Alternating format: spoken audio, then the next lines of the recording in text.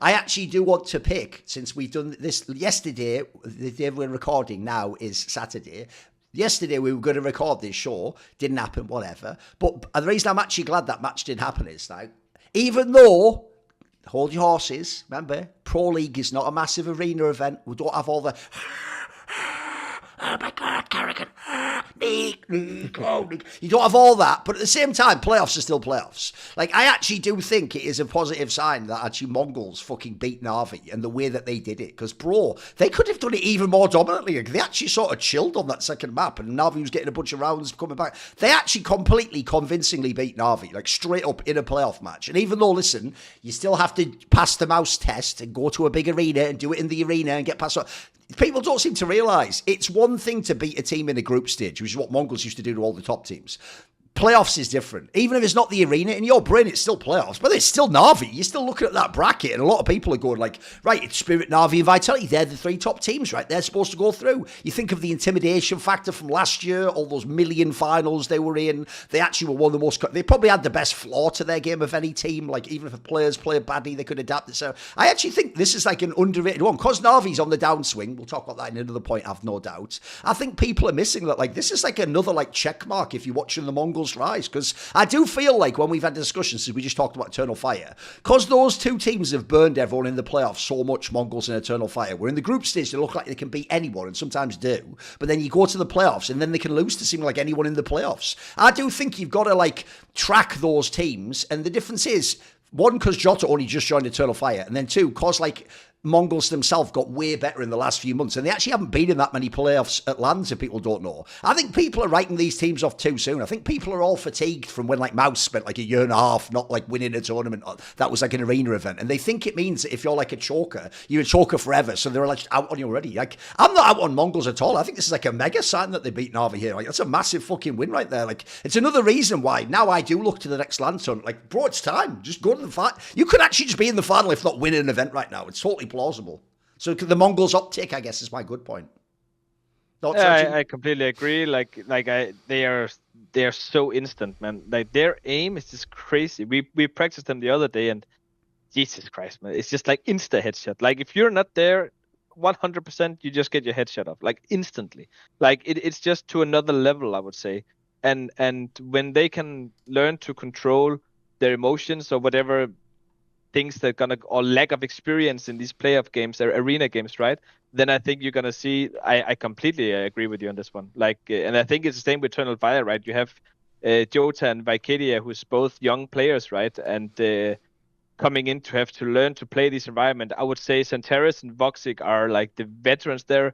Mayor is a veteran, but he's not a veteran in being in playoffs and playing in front of a crowd, right?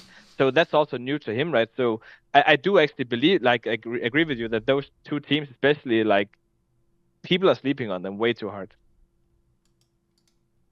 I'm impressed with the way that they were able to beat Na'Vi. I guess the firepower is a pretty big aspect of it, but they didn't get caught off they weren't caught off guard as much as I figured they would be. Also, I feel like the whole thing with MongolZ is like, sometimes it feels like if things are going wrong in a round, I guess, they sometimes don't really make the best team plan. And I feel like even in slightly disadvantaged situations versus versus Na'Vi, they were still able to, like, Techno was so good at just finding sliver gaps and just being able to just kind of figure out what needs to be accomplished in a round, or like covering an angle that otherwise needs to be watched and things like that. And the whole, like, Rage, when you bring up I guess they need to control their emotions. I guess the one guy that really stood out to me was, yeah, even if your rounds got tense, Techno was so good at clawing them back.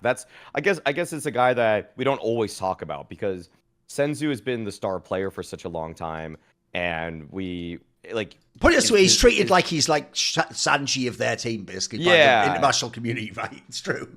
Yeah, he doesn't get the most love in terms of probably weaponry. He sacrifices. Don't people just say he's there for vibes or some like toxic ass shit? Like yeah. that? Yeah, no, but he was actually their best player yesterday, and not even just on the stats. It was just like obviously intense moments. This guy was the main one in like a 2vx, 3vx, where it's like he's gonna get that pivotal kill to bring the round back. So I honestly, yeah, I didn't think I'd be shouting him out after a game versus Na'Vi. He's usually the weak link. So to see them play in this way, I guess my greater point with just bringing up Techno is that it kind of can be anybody, and it kind of has to be anybody because. We've talked a little bit about the playoff woes, or I brought it up before. Like Senzu's numbers drop off precipitously in an arena. Like I think in the games that I looked at over the last it's go off the cliff, mate. tournaments. Yeah, it's some stone shit. Yeah, it really is. It's like I think at the Shanghai Major, Katowice, and Cluj, it was a 0.80 rating. Like that, it's just over, and it's like yeah. You could go over like sample size, but I think it was like it's like 4 series or something like that when he's normally doing pretty well, and like his hands definitely fixed. Oh, right, okay. But like at this point at pro league, not in some of those other tournaments. And but Mazinho's also just popping off too. I feel like there were the fun take to make about the Mongols last year was that after watching Senzu collapse in the quarterfinals at the Shanghai Major and Mazinho doing pretty well, it was that Mazinho has the potential to be the best player for the Mongols this year.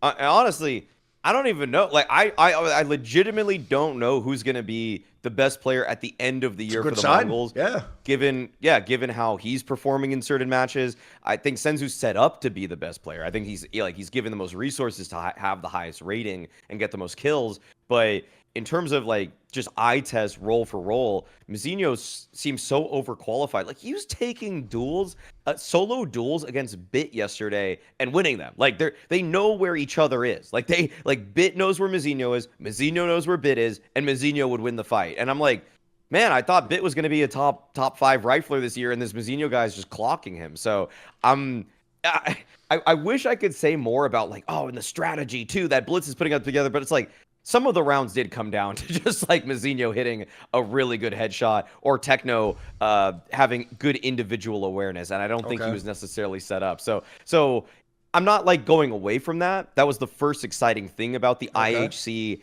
lineup that became the Mongols is that, oh wow, they're actually playing good CS all in all, which is rare from Asia. It's now I'm taking the strategy for granted, and now I'm seeing that the individuals can hold their own against some of the best players in the world, which is awesome.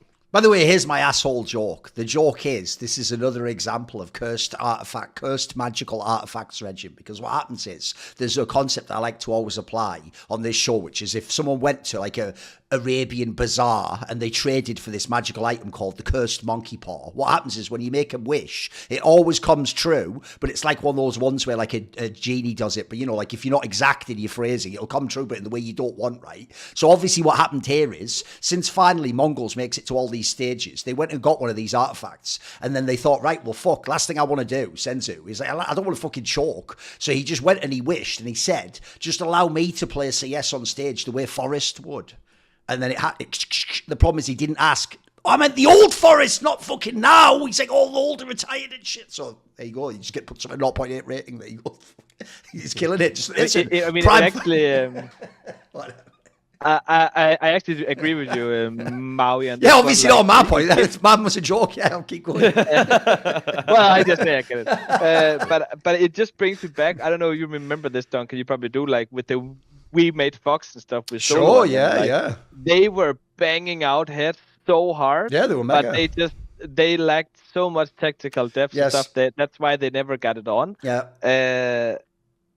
And I think like it gets to my bad point in a second where we can all good collaborate the whole the whole Mongols thing, I think. See more cool, funny, interesting clips based on topics from my content? Well, subscribe to this channel then, or, be a pleb and don't.